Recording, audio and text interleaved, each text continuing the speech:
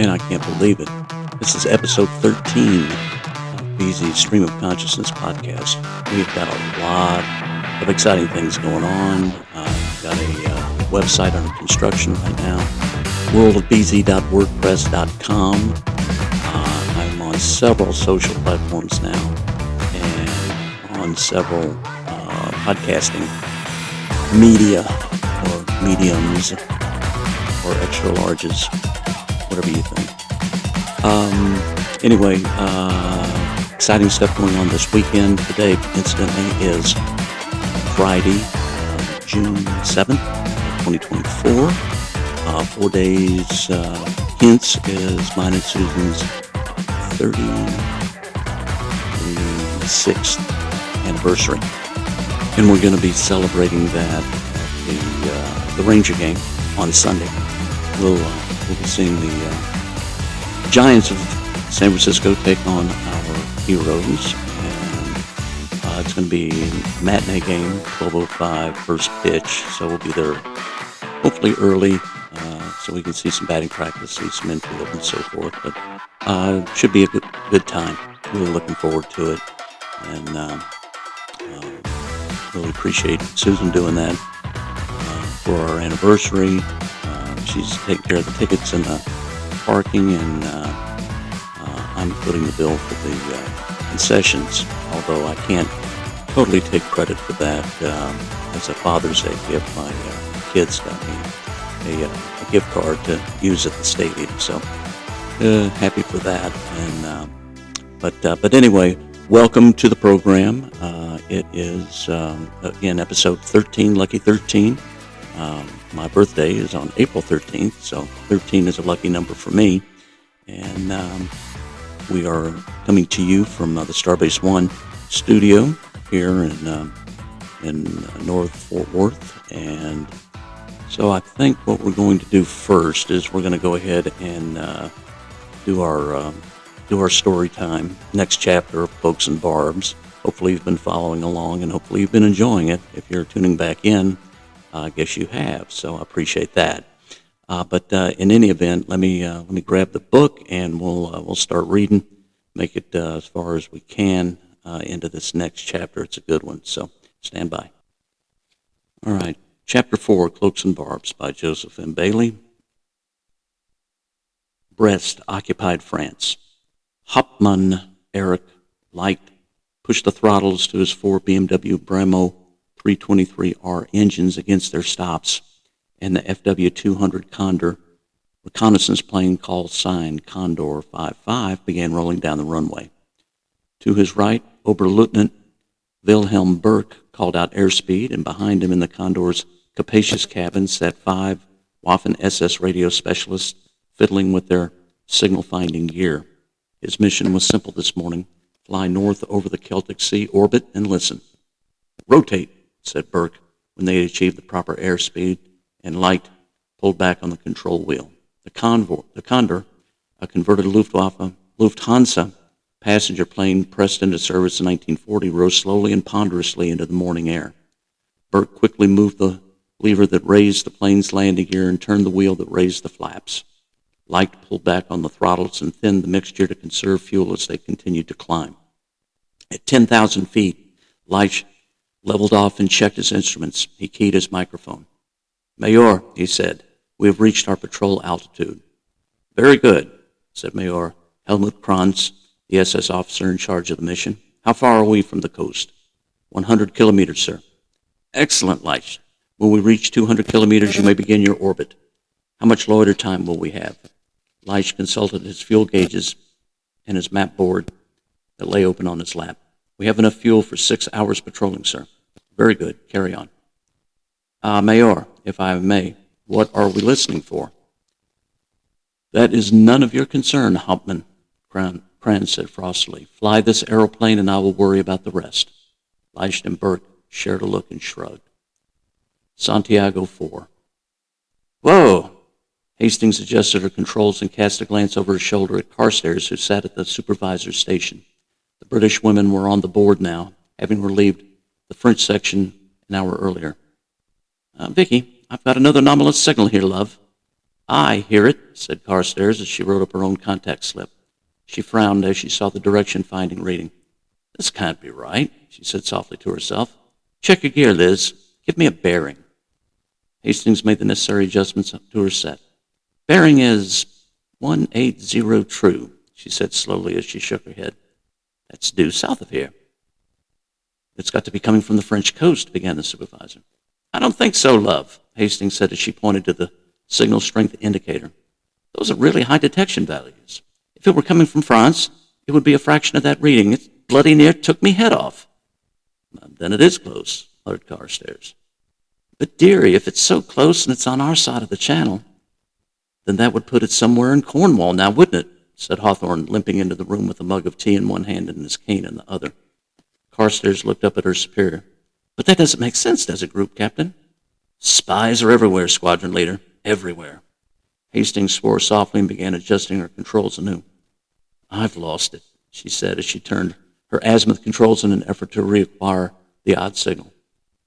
"It was just like before, queer tones in that, but now it's gone." She looked back at Carstairs and Hawthorne. "I'm sorry, sir." "Quite all right, me dear," said Hawthorne. "Right. Stay vigilant. I dare say it shall return, and in the meanwhile I've got a telephone call to make." He limped out of the room and into his office, where he closed the door. Hastings hung her head over the board, wordlessly mouthing remonstrations against herself. "You did splendid," Carstairs said to her as the other operators nodded. "But what if it is a spy? And Cornwall," Hastings said miserably. "That's a little too close to home for me." Carstairs nodded. "For all of us, dear," she sighed. "Right. Let's follow the group captain's orders, shall we? Let's regroup and listen close. We've still got the lion's share of the shift before us. This bloke will stick his head up again, I'll warrant." Station L. "Are you quite right, Nigel?" Remington asked into the receiver. "A signal coming out of Cornwall, of all places? What the devil's in Cornwall?" "I agree, Sir Charles," said Hawthorne. "Nevertheless, the signal strength shows it to be quite close, which can only mean that it is originating somewhere in Cornwall." "Could a Jerry Pickett sub in the channel, do you think?" You would know more about that than I, sir. You did say, however, that the Yanks were pouring those submarines into the channel, did you not? Any Jerry worth his salt wouldn't be transmitting right on our doorstep, as it were, would they?" Remington snorted. "Probably not." He paused, considering. "Blimey, Nigel, but this does give one a bad feeling in the water. I'm afraid I'm going to have to kick this one up to Station X and let the Ultra lads have a look at it. Regnum defende and all that, you know." "Very good, sir." "You and your lasses are doing brilliant work there, Nigel. Call me at once with any new developments." "Thank you, sir. We will." Condor 55. Leish was getting the Condor basically to fly itself. As a former passenger airliner, the Condor was uniquely suited to flying a set course for long periods of time, so he could simply kept his control wheel turned 5 degrees to the left and let the plane fly in a lazy, enormous circle over a spot in the Celtic Sea. In the cabin aft, 4 SS sergeants listened intently on the radio gear while Major Krantz relaxed and looked out of the windows at the blue water below. Out of the corner of his eye, he spied one of his operators press his headphones tightly against his head and lean forward. He watched as the operator scribbled furiously on his writing tablet. The sergeant tore the page off and turned to show Krantz. The major quickly crossed the compartment and took the offered paper. He scanned it, nodded, and grabbed a message for him. After composing his own message, he handed both papers to another operator and said, "Send this to headquarters in Berlin at once, Feldwebel. Encode and get a confirmation." The duty sergeant nodded as he took the papers. "Jawohl, Herr Major," he said. "At once." After a few moments of readying his gear, he began transmitting. Santiago 4. "Aircraft set," said Hastings suddenly as she listened to the familiar German signals coming over her headset. "Bearing roughly 225 true. Distance is pretty far, I think." "Somewhere in Brittany, or just this side of it," said Carstairs softly as she listened to the board. "It's one of Jerry's newer codes, too. Damn, it was going too fast for me." She pressed a buzzer on her desk that sounded in Hawthorne's office behind her. He was standing next to her in half a minute. "Steady on, lass," said Hawthorne. "What do we have?" "Have a listen, sir," she said, offering him a spare headset. She plugged into Hastings' net and listened for several moments. "Let's get Lieutenant Moore up here straight away, if you please," he said at last. Carstairs lifted the telephone from the corner of her desk and called back into the living quarters where the French and American operators were finishing their breakfasts. In no time, Barbara had joined them and was quickly scanning the message form that Hastings had produced. Hawthorne had her listen to a recording of the original message as well. "Give us a translation, Lieutenant, as quickly as you please," ordered Hawthorne. Barbara sat down and immediately began transcribing the message as best she could. It took her several minutes of listening to the recording over and over before she was through. Hawthorne read it and looked at her. "Well done, lass," he said, and limped down the hall to the outgoing signals office. There he transmitted a message in person. He transcribed a message and personally transmitted it. Station L. Remington read the message that had arrived on his desk via dedicated landline 15 minutes later. 8 August 43, 08:59, Greenwich Mean Time. L1S4, high priority receipt of enemy signals follows. FW 200 at 4532 North, 526 West, approximate sends. Condor 55 Krantz confirms initial signal from visitors at 5005 North, 532 West. Message follows. Tone 3, GCE, FCE, DFA, FCE, BDA, GDF. Repeat times 4. C-55 awaits orders. End. Hawthorne sends. "What the devil does all that mean?" Remington asked quietly. Reich Chancellery, Berlin. Hitler sat in an overstuffed armchair near the window overlooking the back garden of the German Chancellery. He thoughtfully scratched the head of Blondie, his Alsatian, while the animal gnawed a soup bone at his feet. With his other hand, he sipped a cup of tea. "Wolf," said the blonde woman standing behind the chair, "are you going to be busy today? I thought perhaps we could go to the cinema." "Nein, Eva," the Chancellor said. "I must stay close here for a while. The reports of Hamburg have been very bad, my dear, very bad indeed." "Are they true?" "I do not know what reports you've heard," he said as he ran one hand down Blondie's strong back. The dog stopped her gnawing and looked up at her master. Her great tail thumped the floor twice, and she resumed her work on the bone. "But whatever you have heard, you may multiply it by a factor of 3. He closed his eyes and let his chin drop to his chest. "All those people, my people, burned to death." "I know you are striking back, my wolf," said Eva Braun quietly, using her pet name for him. You will not let the British get away with this atrocity." Hitler seemed tired or preoccupied. "I knew this was going to happen," he said quietly. "I was told over a month ago it would happen, but I did nothing." "How could you know that? Did Fat Herman tell you, or did Heinrich's feared SS troopers find something out? How did you know?" Hitler shook his head sadly. "It was der Besucher. One of their ambassadors told me, but I did not believe him. Instead, I had him killed." Braun hissed quietly and leaned down to kiss the Chancellor on the cheek. "Your temper will get the better of you yet, my wolf. Who are der Besucher, these visitors that you speak of? How did they know?" At that moment, Field Marshal Keitel and Secretary Bormann burst breathlessly into the room. "My Führer," said Bormann, handing Hitler a message form. "Bote was correct. Der Besucher are in Cornwall." "What?" roared Hitler, rising to his feet so quickly that Braun took several steps backwards and Blondie began growling. "What the devil are they doing in Cornwall? Why are they not here where we can work with them against the English?" "I do not know, mein Führer," said Bormann. "We have, however, translated this one's message to his superiors." Bote's scroll had the translation instructions. He pointed to the message. "Ashore now, avoiding contact. Send no others yet." Hitler looked at Bormann, puzzled. "What does this mean, do you think?" he asked. Keitel spoke up. "Perhaps der Besucher will attempt to make a pact with England," he said slowly. "Perhaps they are displeased that we dispatched their Bote and wish either to deal with the British directly or fight them themselves." "Then what do you advise we do?"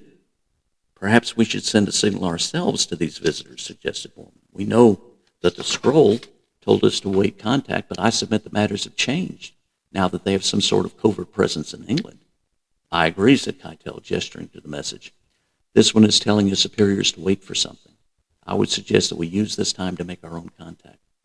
"And how would we do this?" Hitler asked. They are no doubt monitoring our communications," the Field Marshal said. "We can send your message in the clear over our command net, they should have little trouble hearing it. And what of the Allies? They will hear it as well. It will be encoded, Borman said, unless the Berkshire have contacted the British directly, which it appears they have not. Then the Limeys will not have the necessary code. They will only hear a series of tonalities that make no sense. Hitler pondered the matter for a few moments. I will do it, he said at last. Bring me a message form and a pencil. We will do this at once. Santiago 4. Enseigne de deuxième classe, Jenny Dubois, sat at her operator's station, monitoring the listening post's southeastern array. She was a short, dark-headed, ill-tempered young woman who had nearly completely alienated the British and American operators with her haughtiness and curt mannerisms. She was, however, more than competent on the equipment and had very sharp ears, which was why Hawthorne had her monitoring anything coming out of central Germany. Quelles? She asked quietly as she heard the faint tones coming over her headset. Adjusting her volume and azimuth control slowly, she was able to hear the signal a little more clearly and get a rough idea as to its strength and direction.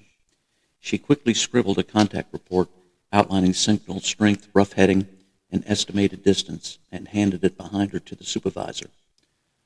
Lieutenant Dominique Desjardins was the French supervisor, and she scanned the note before summoning Hawthorne. He was puffing on his pipe as he entered the room.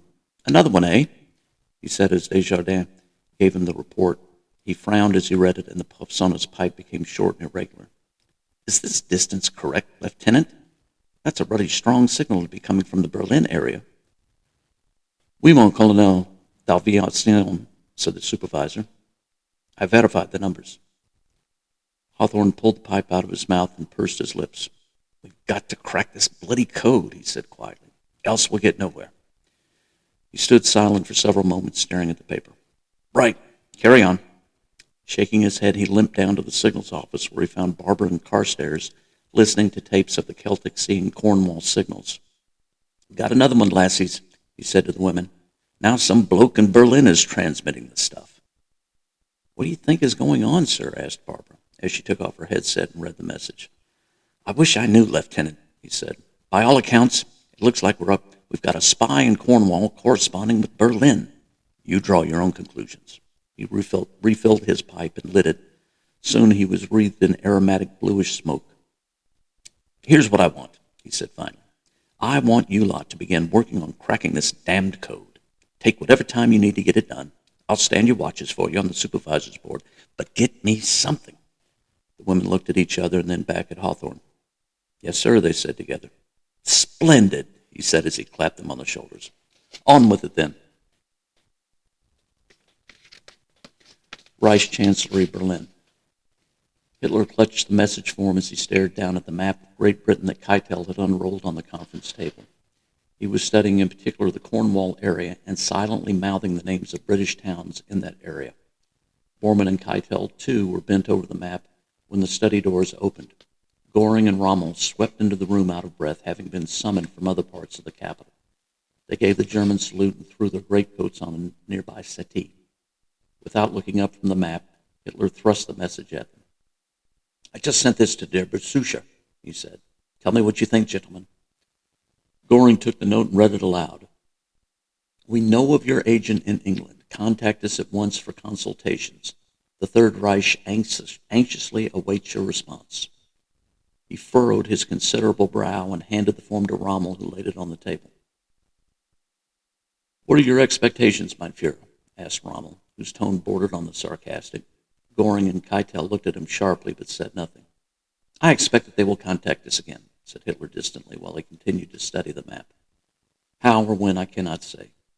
An aide knocked politely on the open door and handed a message to Keitel before withdrawing.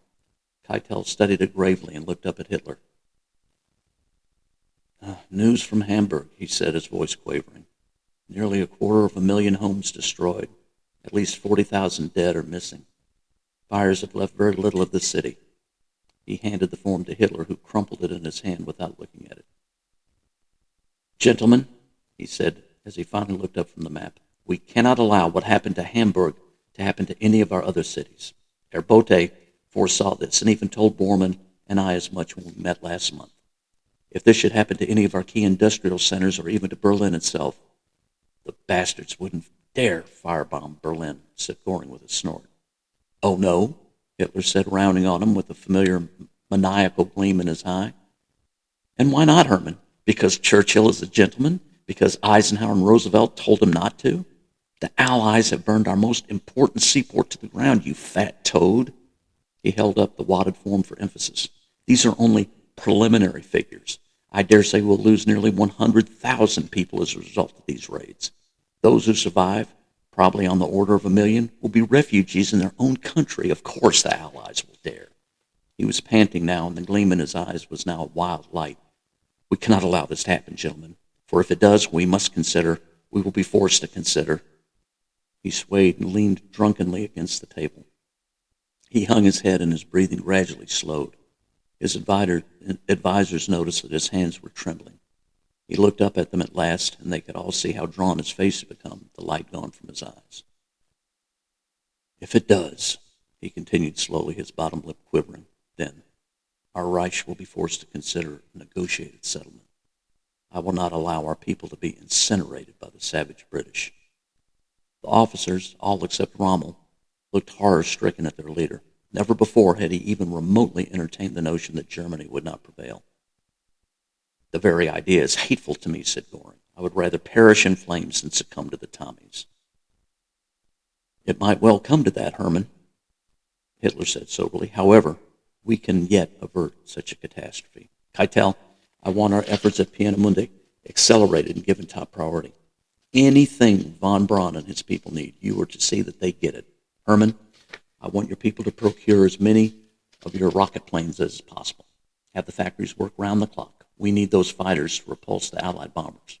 Rommel, redouble your efforts on my Atlantic wall. It is just a matter of time before Eisenhower and Churchill try to cross the channel.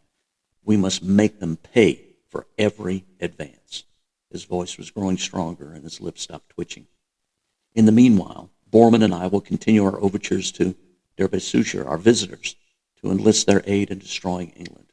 If they want Scotland for some devil's reason, they can have it."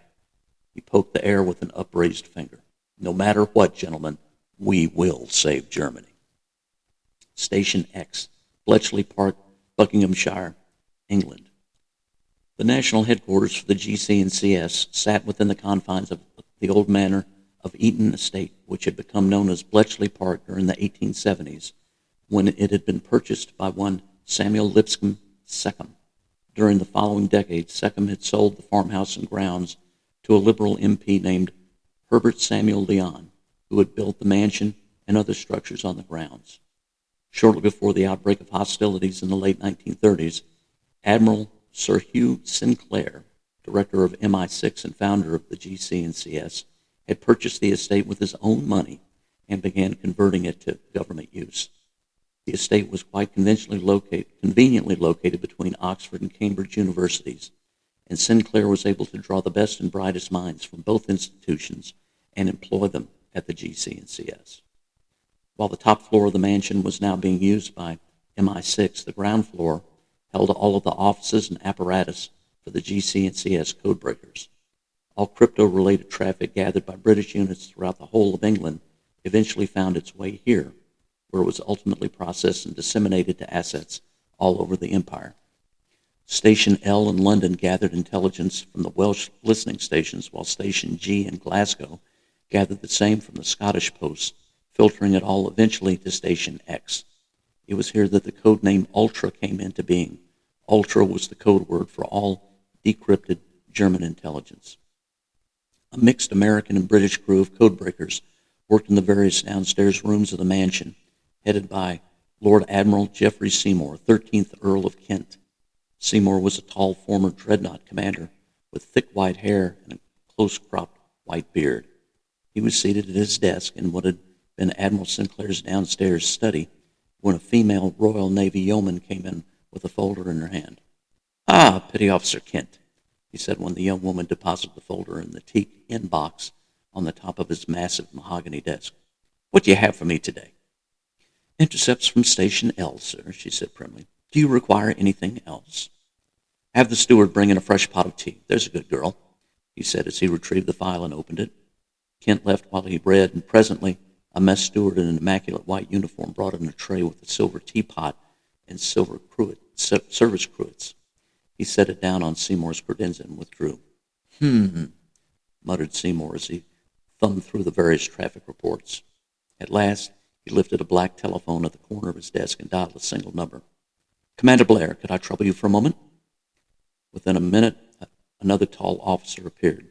Afternoon, sir, he said in a deep voice. Is something up? Yes, Philip, I believe so, said the Admiral. Have a look at this from Station L. He handed Blair a series of contact reports and a typed summary, which the younger man read for several minutes in silence. Ah, yes, he said at length. We've been monitoring the same traffic, sir, and our lads are trying to break through this new code. One of our lot twigged to it being mathematical fairly early on, but I'm afraid that we've hit a bit of a wall with it. Mathematical? Asked the Admiral. Indeed. He turned and poured himself a mug of tea. Tea, Commander? Yes, please, sir. Cream, no sugar. Seymour handed him a steaming blue mug. Mathematical, mused the Admiral as he sat back with his own mug. I don't think I follow you, Philip. Actually, sir, said Blair as he took a sip of his tea, we believe these rather curious tones in the message to be representative of musical tones. Musical tones? Fascinating. Indeed it is, sir. The tonalities have a different structure, and each note, as it were, has a corresponding mathematical value. Music was never my forte, sir, although I can find my way round a set of sheet music. Mathematics, however, was one of my fields of study at Cambridge, and there have been quite a bit of talk, unofficial of course, having to do with the way musical structure relates to mathematics. So leaving the technical aspects aside for the moment, now we have Jerry using music to encrypt data? It would appear so, sir. I see. Seymour drained his cup. Right. How close would you say that your chaps are to cracking this new code? We're just getting started on it, Admiral, said Blair, his face reddening slightly in embarrassment. With no more messages than we have to work with so far, I would say that we're at least a month away from being able to really get into the guts of this cipher. A month? Asked Seymour. Blair nodded soberly. At least, sir, he said. Bugger. Santiago 4. A month, sir? Asked Barbara incredulously. With all due respect, Group Captain, did Station X realize that there is a possible Nazi agent loose somewhere in Cornwall? Lots of bad things can happen in a month, sir. Hawthorne held up his hands. Steady on there, Lieutenant. I'm on your side of this pitch, remember? Barbara dropped her eyes. Yes, sir, I'm sorry. Don't apologize, Sunshine. Just find a way to break that effing code before that agent has a chance to do some damage. Barbara sat up a little straighter in her chair. Understood, sir. She looked at Carstairs, who had the good sense to listen and keep her mouth shut. Come on, squadron leader. Let's get busy. And there you have it, my friends. That was Chapter 4. Chapter 5 will be, try to do it this weekend. For those of you listening from across the pond or perhaps our transplanted British cousins here, forgive me for my poorly affected accent of the British agents. So, but anyway, it's a bit of fun, and that's what we do with our books. We have fun, and I think we're going to bring it in for a landing today. We will be setting up another podcast this weekend at some point. I would invite you to check us out on YouTube, on Podbean, on Spotify, and other platforms. And we do have some interesting things coming up on YouTube, some music reaction videos that I'm doing. I'm trying to work out all the copyright details so I don't get in trouble with the powers that be, but stay tuned for that. And look for some new content on the new website, worldofbeezy.wordpress.com. But that said, I'm going to go ahead and wrap up here, and we will talk again here soon for episode 14. And I wish you a good day. Have fun tonight. Stay out of trouble. Don't do anything I haven't done. And live long and prosper.